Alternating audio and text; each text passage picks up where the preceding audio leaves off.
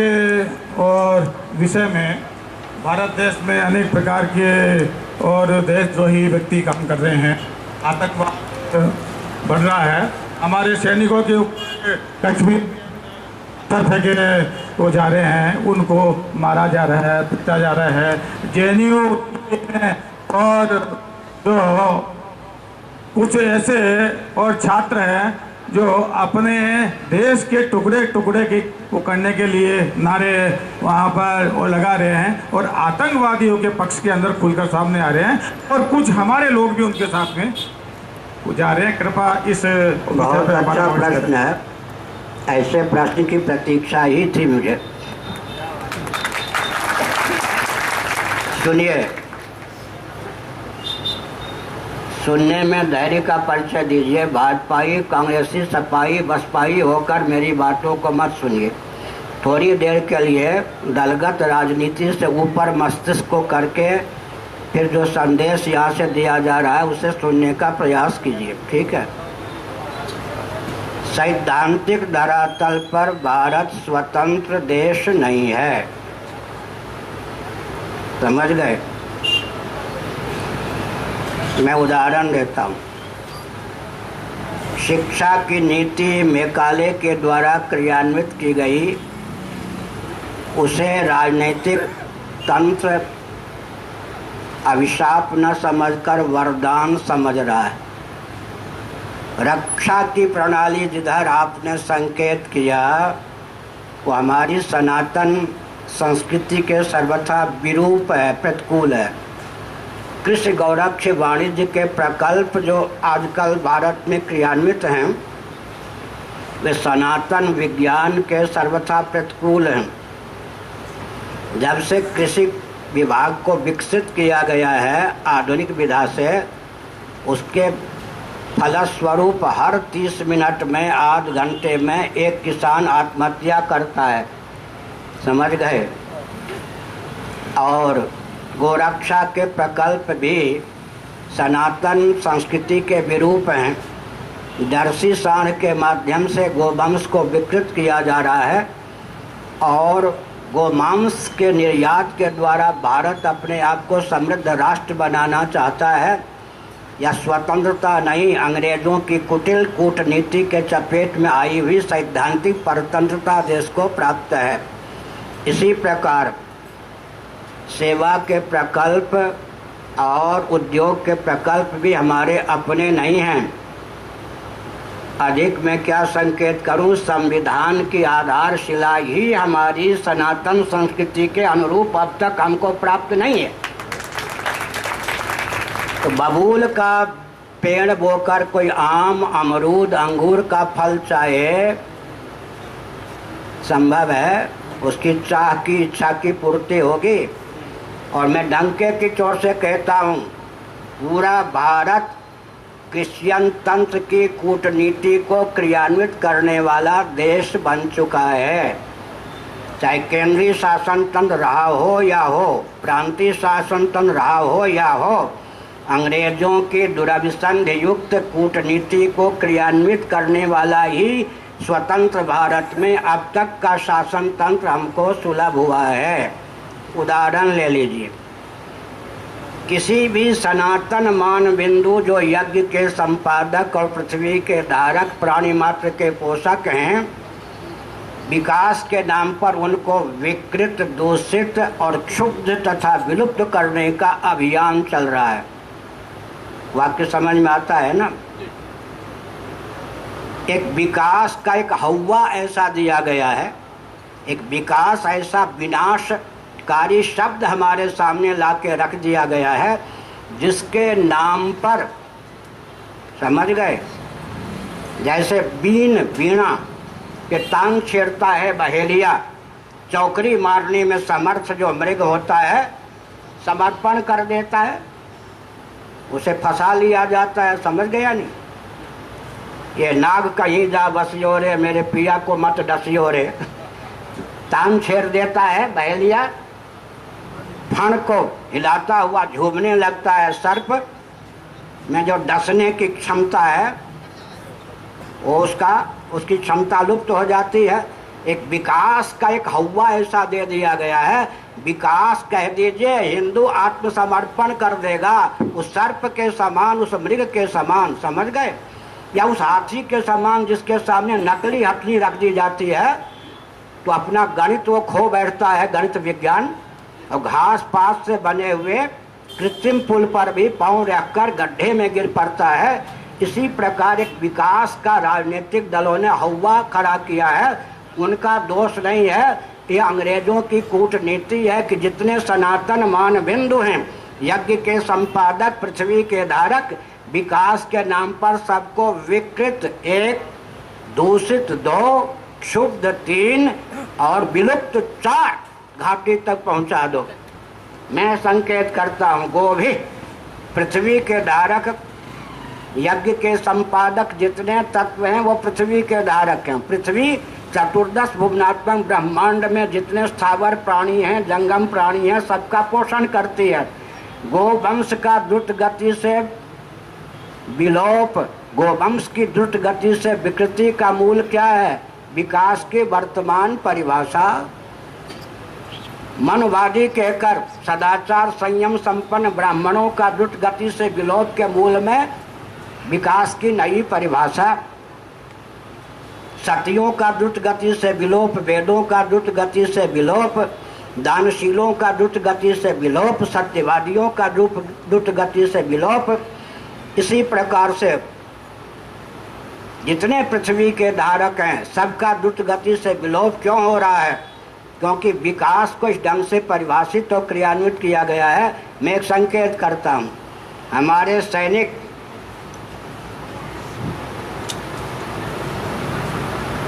युद्ध जीतते हैं और ऐसी वातानुकूलित कक्ष में रहकर राजनेता समझौता करके उनके बलिदान पर पानी फेर देते हैं। न चाहते हुए भी लाल बहादुर शास्त्री जी ने भी यही किया। ताशकंद वार्ता, अपने प्राणों को हथेली पर रहकर हमारे देशभक्त योद्धा जूझते हैं, लेकिन 2 घंटे की वार्ता के ब्याज से राजनेता उनके बलिदान पर पानी फेर देते हैं। समझ गए?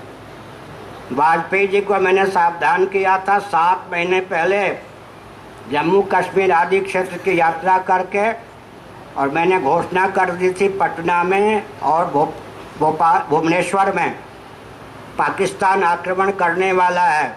हमारी बात अनसुनी की गई। 7 महीने बाद कारगिल युद्ध हुआ। जानबूझकर सैनिकों को गाजर मूली की तरह कटवाने का अभियान है। यह सार्वजनिक सभा है। मुझे जितनी बात मालूम है शायद सेनाध्यक्ष को उतनी बात न मालूम हो सीमा के संबंध में। समझ गए? मैं एक संकेत करता हूँ, माननीय दलाई लामा जी जब भारत में अतिथि के रूप में बुलाए गए, उसी समय उनके ब्याज से चीन ने अपने गुप्तचरों से, आतंकवादियों से, अराजक तत्वों से भारत की सीमा और भारत को भर दिया।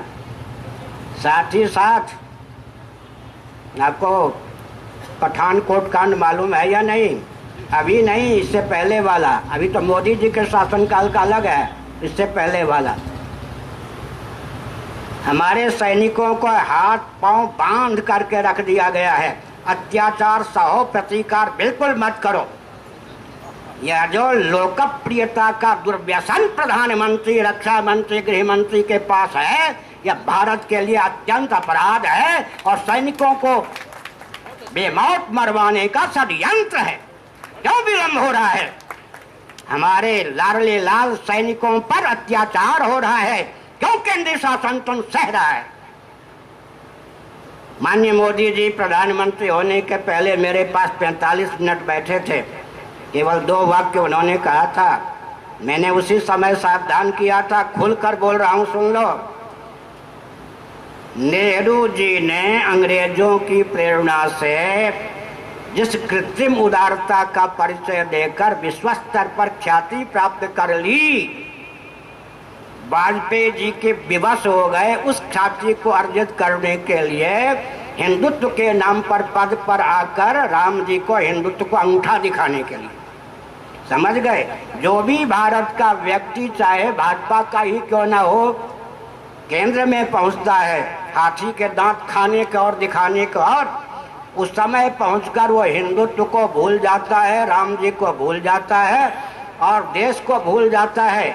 नेहरू जी और वाजपेयी जी से भी अधिक ख्याति प्राप्त करने के लिए सैनिकों को भी गाजर मूली की तरह कटवा देता है।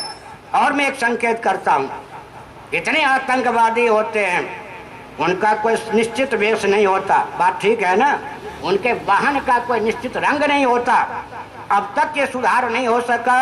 हमारे सैनिक निश्चित वेश नहीं होते हैं, उनके वाहन के निश्चित रंग ही होते हैं। आतंकवादी हमारे सैनिकों को, उनके वाहन को सुगमता पूर्वक पहचान जाते हैं और आघात कर देते हैं। बल्कि बड़ी विचित्र बात यह है, पाकिस्तान ने, बांग्लादेश ने बुद्धिमत्ता पूर्वक, जिनको हम सैनिक कहते हैं, हथियार चलाने में समर्थ, उससे ऊपर के जितने हैं, कितने मस्तिष्क को खरीद रखा है आपको नहीं पता है। हमसे क्यों पोल पट्टी खुलवाना चाहते हैं? हमारे देश के रक्षा विभाग के मनुष्यों का मस्तिष्क पाकिस्तान और बांग्लादेश तथा चीन ने खरीद लिया है। ऐसी परिस्थिति में अगर राष्ट्रभक्ति है तो सुरक्षा विभाग की समीक्षा होनी चाहिए और सैनिकों के साथ, उनके जीवन के साथ खिलवाड़ नहीं होना चाहिए। और अंत में जो भी आपने प्रश्न किया, भारत में राजनीति के नाम पर 70 वर्षों से जो गंदगी है, उसको अगर सचमुच आप धोना चाहते हैं, मेरी 2 बातों पर ध्यान दीजिए। भाजपा भी कीर्ति प्राप्त करे, कांग्रेस भी कीर्ति प्राप्त करे, सब पार्टियां भारत के हित में काम करें। पहली बात मैं प्रश्न करता हूं, उत्तर मैं स्वयं दूंगा। कोई ऐसा राजनीतिक दल ख्याति प्राप्त भारत में बताइए जो सत्ता, लोलुपता, अदूरदर्शिता के चपेट से सचमुच में मुक्त हो। भाषा समझ में आती है? ऐसा कोई राजनीतिक दल क्रांति, केंद्रीय या प्रांतीय स्तर का भारत में हो, बताइए ख्याति प्राप्त। कागज पर कोई दल हो जिसका कोई विधायक भी ना हो, पार्षद भी ना हो, बात छोड़ दीजिए।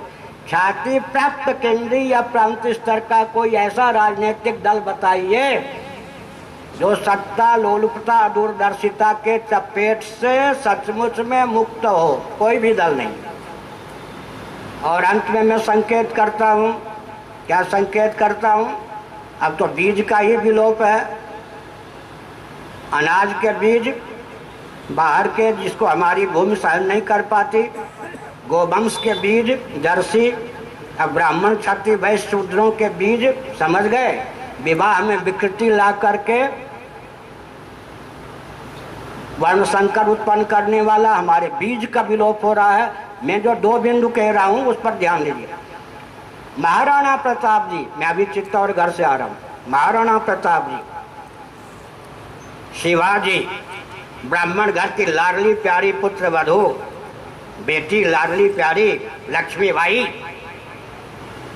राजगुरु सुखदेव जी, भगत सिंह जी, इसी प्रकार चंद्रशेखर आजाद जी, मंगल पांडे जी आदि मनीषियों ने स्वतंत्र भारत का स्वरूप अपने मस्तिष्क में क्या संजोया था, उसका समादर करना स्वतंत्र भारत के राजनीतिक दलों और राजनेताओं का प्रथम दायित्व है या नहीं, था या नहीं? दूसरी बात क्या है, ध्यानपूर्वक सुनिए। 1846 तक अफगानिस्तान, जिसकी चर्चा भी चल रही है बमबारी को लेकर, जिसको गांधार भी कहते, कांधार भी कहते, उस पर शासन किनका था? पंजाब के श्री रणजीत सिंह जी का। भारत का अंग था कौन? अफगानिस्तान, काबुल या गांधार, जहाँ की लाडली प्यारी गांधारी थी। अंग्रेजों ने कूटनीति का परिचय देकर 1840 के बाद उसे भारत से पृथक किया, फिर श्रीलंका को भारत से पृथक किया, फिर बर्मा को भारत से पृथक किया, फिर 2 खंडों में पृथक से पाकिस्तान बनाया। समझ गए? तो हिंदू मुसलमान के आधार पर पाकिस्तान बनाए गए। देश के विभाजन के बाद सुलभ स्वतंत्र भारत का संविधान कैसा होना चाहिए था और शासन का स्वरूप कैसा होना चाहिए था। एक महाराणा प्रताप इत्यादि के मस्तिष्क में स्वतंत्र भारत का स्वरूप क्या था, दूसरा विभाजन के बाद का भारत कैसा होना चाहिए था। इन दोनों बिंदुओं में जिसकी आस्था हो वही राजनेता और राजनीतिक दल भारत में चुनाव लड़ने में अधिकृत हो, तब सेनाओं की दुर्गति का अंत होगा। अन्यथा ये सुरक्षा के नाम पर, शांति के नाम पर गाजर मूली की तरह कटवा देंगे। इनके घर के बेटे कहाँ हैं? जितने मंत्री हैं इनके घर के बेटे सैनिक हो ना, तब मालूम पड़े ना, समझ गए ना। ये जितने मंत्री हैं अगर विवाहित हैं, नहीं है तो भतीजा को रखो, बेटे को रखो, पोते को रखो, तब मालूम पड़े कि सैनिकों की क्या दुर्गति होती है।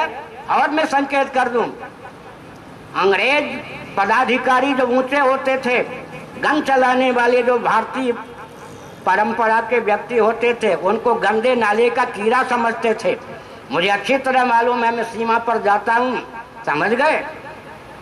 ऊंचे स्तर के जितने पदाधिकारी सेना विभाग में हैं, एक्सेप्शन अपवाद को छोड़ दीजिए, सचमुच में जो राष्ट्र के लिए जलने के लिए, गलने के लिए, घायल होने के लिए, मरने के लिए तैयार हैं, उनको गंदे नाले के कीड़े के समान देखते हैं। एक पदाधिकारी ने जब गोली चलाने की आज्ञा नहीं दी पठानकोट का, तब जाके कुपित होकर व्यक्ति ने उसके हाथ काट दिए।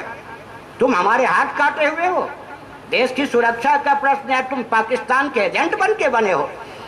मैं एक संकेत करता हूँ, परमाणु विभाग हो, कोई भी विभाग हो, हमारा भारत का सत्ता लोलुपता दूरदर्शिता के चपेट में आए हुए राजनेता और राजनीतिक दलों के कारण कोई विभाग सुरक्षित नहीं है, जिसकी जानकारी यहाँ के मंत्रियों की अपेक्षा पाकिस्तान, बांग्लादेश, चीन, रूस, अमेरिका को न प्राप्त हो। ऐसी स्थिति में देश को पुनः संगठित करने की और सनातन संविधान के अनुसार, विधा के अनुसार ढालने की आवश्यकता है।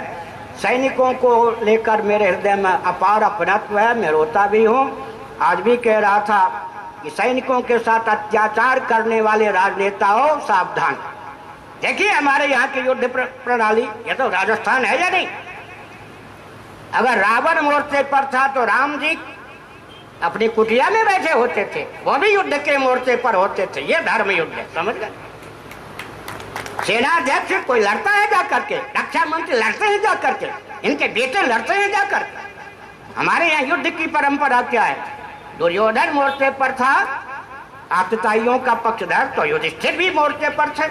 ये हमारे यहाँ है। ऐसी स्थिति में सैनिकों की वेदना तो तब हो जब रक्षा मंत्री, गृह मंत्री, सेनाध्यक्ष वहां मोर्चे पर बैठे हुए हों, कम से कम, समझ गए।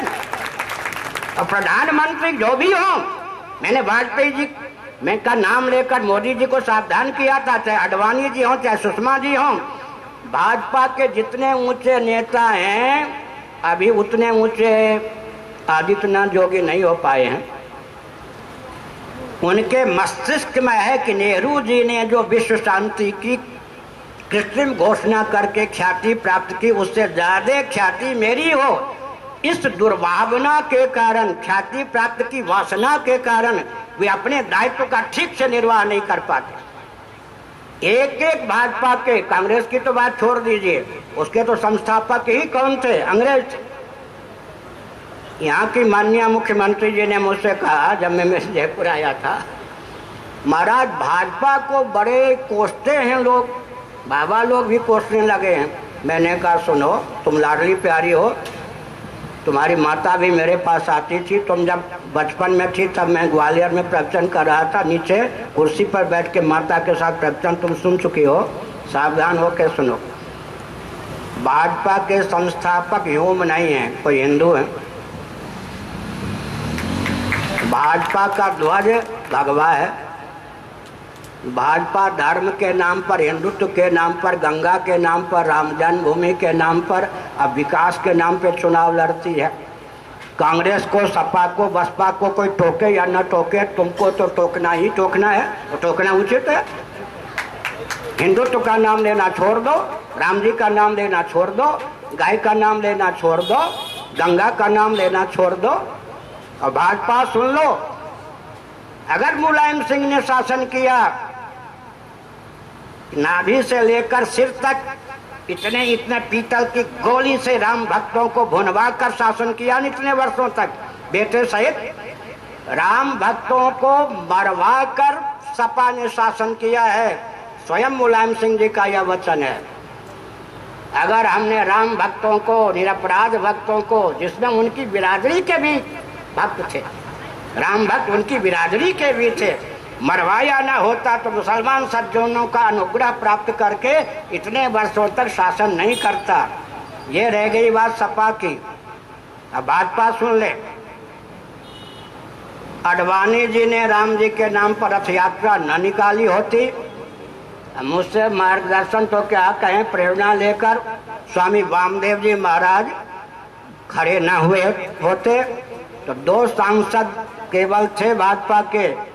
बहुमत से केंद्र में भाजपा नहीं आती, राम जी के नाम पर भाजपा आई।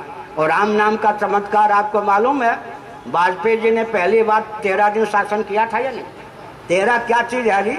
श्री राम जय जय राम, इसमें 13 अक्षर है या नहीं? राम जी का नाम लिया तो 13 दिनों तक शासन किया, नाम के बल पर किया। मोदी जी सुन ले, मैंने जाके देखा है, वैसे नहीं बोलता हूं, मैंने जाके देखा है गोधरा कांड और डब्बे को, कार सेवक जो जला दिए गए उनके वस्त्रों को, उनको हड्डियों को जाकर हमने देखा है, प्राणों को हथेली पर लेकर। अगर गोधरा कांड ना हुआ होता, राम भक्त जलाए न गए होते, अधिक समय तक मोदी जी मुख्यमंत्री नहीं होते, अधिक समय तक न होते तो आज प्रधानमंत्री नहीं होते। भाजपा का पूरा आपाद मस्तक, वस्त्र और शरीर राम भक्तों के खून से लथपथ है। अगर अब भाजपा भी कहती है कि मस्जिद जरूर बने तो राष्ट्र को धोखा है, धोखा है, धोखा। समझ गए? इसलिए जानबूझकर षड्यंत्र क्या दे रहे हैं। और अभी अब सुन लीजिए पूर्व रक्षा मंत्री का वक्तव्य, मुझ पे क्या दबाव डाला गया। गोवा के मुख्यमंत्री का वक्तव्य आया या नहीं? सीमा को लेकर मुझ पे दबाव डाला गया, आदि वक्तव्य है या नहीं? क्या शांति दूत बनना चाहते? सबसे पहले कहिए वे अराजक हैं, आतंकवादी हैं, राष्ट्रभक्त सैनिकों को मारने का प्रयास करते हैं, पाकिस्तान जिंदाबाद कहने का अभियान करते हैं। वो भारत को छोड़ें, उनको भून दिया जाए, आतंकवादी घोषित कर दिया। ठीक है, और कोई प्रश्न? 10-15 मिनट।